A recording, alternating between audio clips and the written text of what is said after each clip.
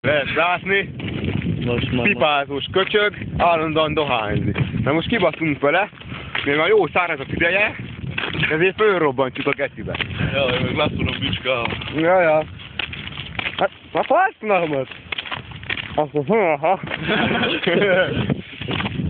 kurva nagy lett volna, mi? Igen, Prézi zsemle, aztán kizárított a gázszűzmely. Ja, nézd meg! Bemutatom a kicsikét. Megatreszk. Nem lehet elolvasni, mi a faszom van ráírom, mert nem tudok se románul, se szlovákul. Kínai. Hát te az. Hát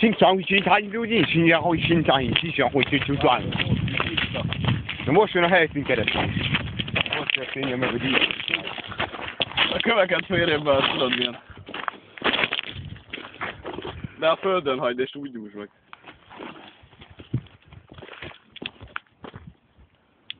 Várjál. Várja, adok gyufát, mert van nálam.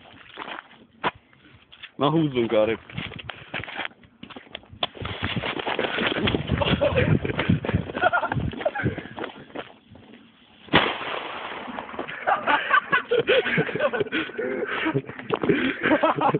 Valahogy ott hagytam. De hol a zsemle? Hé, hol itt a zsemle, bazd meg?